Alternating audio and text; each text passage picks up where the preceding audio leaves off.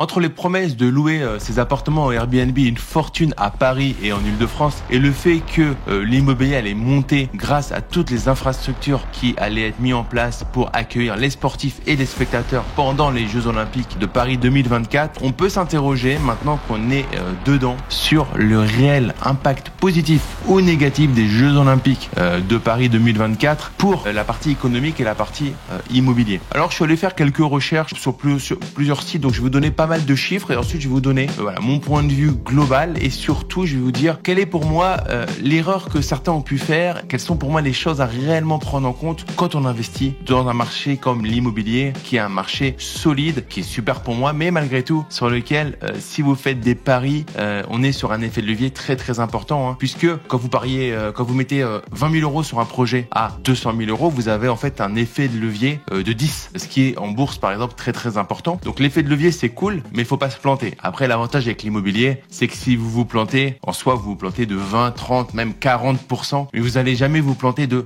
100%. C'est-à-dire que potentiellement le bien que vous achetez 200 000 euros, il va valoir que 160 000 euros, mais comme vous aurez mis des locataires dedans, que vous vous serez enrichi durant la durée de détention et que vous aurez remboursé le capital à la banque, l'impact sera moins important et vous aurez quand même un certain enrichissement. Maintenant, pourquoi les économistes et tous les analystes et les politiques disaient que le fait d'accueillir les Jeux Olympiques allait augmenter le niveau de l'immobilier à Paris, c'est que en fait les marchés immobiliers des villes telles que Sydney ou Londres ont connu vraiment un essor important après l'organisation de leurs Jeux Olympiques. Maintenant, Paris, on n'est pas dans la même situation que Sydney à l'époque ou Londres encore un peu plus proche de nous, parce que Paris en fait est au milieu d'une crise immobilière depuis au moins l'année dernière, pas sans précédent, mais qu'on n'a pas connu depuis très très longtemps. Des vendeurs qui ne veulent pas accepter que les prix baissent, des acheteurs qui n'ont pas leur prêt immobilier.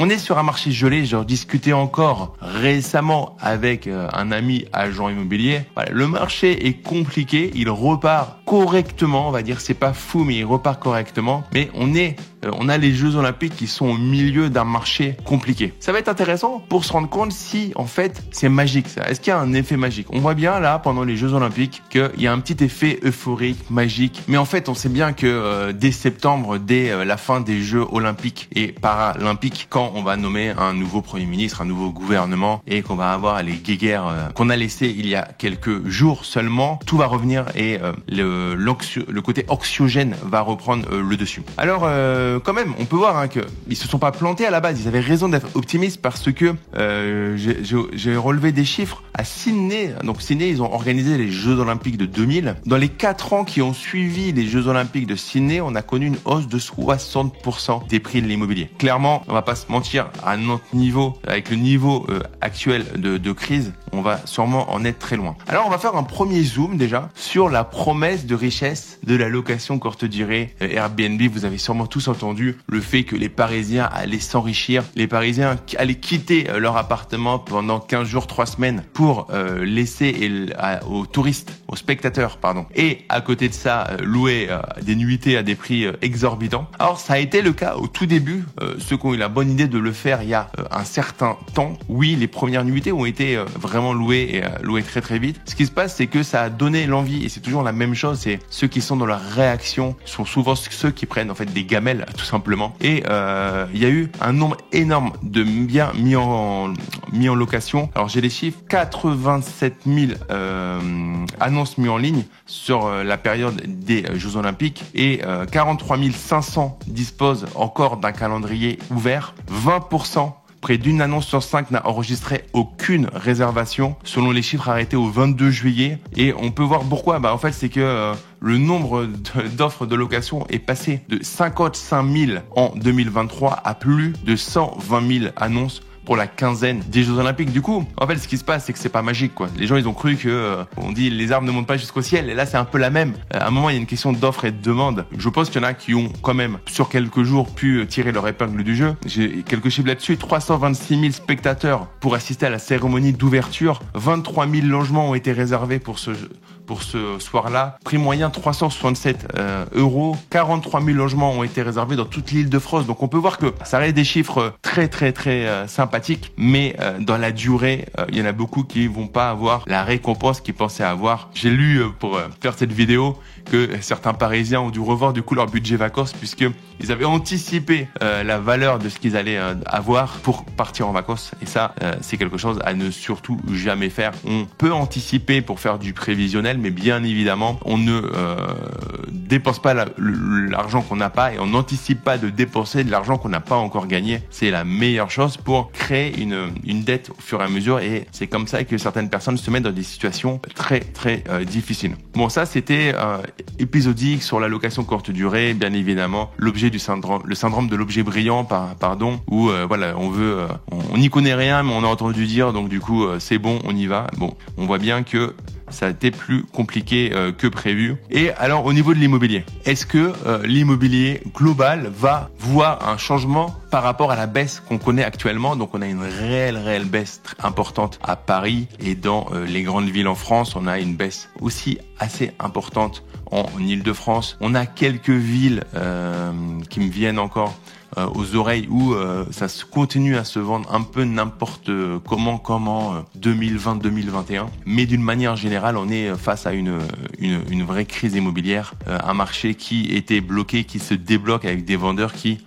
n'ont pas le choix que d'accepter des baisses importantes. Donc moi, mon point de vue, c'est qu'on va pas forcément avoir de grands écarts. Alors oui, les lignes de métro ont peut-être ouvert dans des endroits un peu plus loin en Île-de-France ou vont ouvrir, mais en tout cas ça a été boosté par les Jeux Olympiques, des infrastructures, mais je crois pas que ça soit quelque chose qui va réellement changer.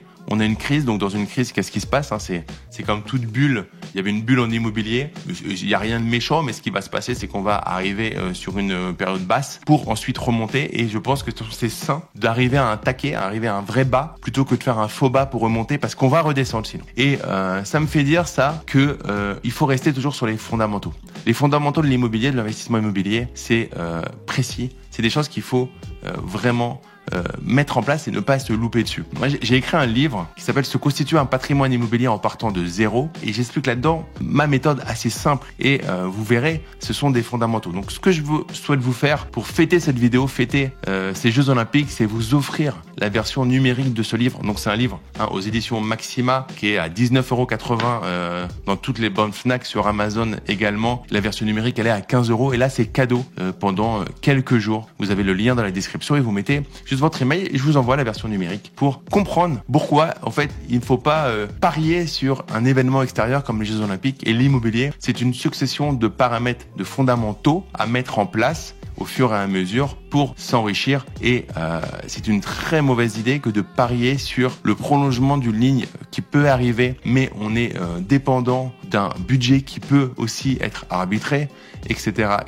Donc restons toujours sur des fondamentaux. Et les Jeux Olympiques de Paris 2024, moi qui suis sportif, honnêtement c'est un grand kiff. Je regarde le judo principalement et quelques autres sports. Voilà, j'adore le sport, je trouve ça vraiment sympa. Je trouve que les sportifs se donnent, c'est une vie de sacrifice pour représenter son pays, pour donner la meilleure version de soi-même. Ça j'adore. Je pense que les différentes épreuves dans des lieux plus magnifiques les uns que les autres vont amener au tourisme en France et à Paris quelque chose de vraiment important dans les années qui arrivent. Est-ce que c'est rentable? Est-ce que ce sera à l'équilibre? Est-ce qu'on sera gagnant? Ça, je sais pas. Je suis pas assez expert là-dessus. Maintenant, l'immobilier, c'est quelque chose de long terme. C'est pas quelque chose qui se modifie avec un événement. Donc, retenez quelque chose de cette vidéo. Il ne faut jamais parier, miser sur un événement quand on parle d'un sujet aussi solide que l'immobilier, solide dans le temps. Et ce qui est très important également, c'est de s'assurer que quand vous achetez un bien immobilier, vous faites la bonne affaire à l'achat. Parce que vous savez pas comment ça va se passer pendant la durée de détention, les changements de fiscalité, les changements qu'on a pu voir avec le DPE, les changements par rapport aux locataires, à la protection des locataires. On n'en sait rien, on sait rien. Par contre, ce qu'on sait, c'est les chiffres à l'achat. Donc, on n'achète pas par rapport à des paramètres hypothétiques, même si elles ont 70% de chances d'arriver. Et je pense que certaines personnes ont acheté assez cher par rapport aux Jeux Olympiques et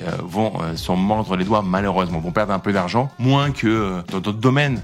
comme mal investir en crypto-monnaie ou en bourse. Mais malgré tout, ça va être compliqué par rapport à ça. Ça va sûrement leur demander un effort d'épargne et faire l'inverse de ce qu'ils souhaitaient, c'est-à-dire un enrichissement. Donc, les amis, l'immobilier, je répète, ce sont des fondamentaux à respecter. Parce qu'en fait, vous achetez un bien immobilier peut-être pour 10, 20, 30 ans, voire pour plusieurs générations.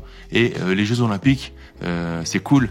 Mais dans quelques temps, ça sera derrière nous et l'économie, l'immobilier, la fiscalité, le juridique, tout reprendra en fait le cours de sa vie normale et potentiellement des projets seront arrêtés parce que ça faisait bien pendant les JO, mais ensuite ça sera arrêté. On verra si il y aura des baigneurs à l'été 2025 dans la Seine ou alors si on dira que au final elle est polluée. Donc les amis, on arrive à la fin de cette vidéo. Je voulais faire cette vidéo sur les Jeux Olympiques parce que j'adore le sport, j'adore les sports de combat et j'adore le judo. Je suis un grand passionné. Allez, pour rigoler, je vais vous mettre un petit bout de vidéo où je me suis excité. Oui. Oh. Avec ma famille en train de regarder, je crois que c'est Walid Kiar qui a fait une super compétition, j'étais comme un fou. Donc voilà, j'adore ça. Maintenant, quand on parle d'argent, quand on parle d'immobilier, quand on parle de finance, faut être sérieux, faut être carré, il faut aller sur des paramètres qu'on maîtrise. Pour finir cette vidéo, je vous rappelle que je vous offre la version numérique de mon livre, Se constituer un patrimoine immobilier en partant de zéro. Donc c'est gratuit, c'est cadeau pendant quelques jours. Le lien se trouve dans la description de la vidéo. C'est pas des blagues, hein, je vous l'envoie cadeau. Et si vous avez kiffé cette vidéo, likez-la, abonnez-vous. Il y a encore trop de personnes qui regardent la vidéo sans être abonnés. Abonnez-vous, ça vous prend 2 secondes et ça vous permet d'être prévenu quand je publie de prochaines vidéos. Et d'ici d'ailleurs la prochaine vidéo, portez-vous bien, prenez soin de vous et des gens que vous aimez. Et je vous dis à très vite. Ciao.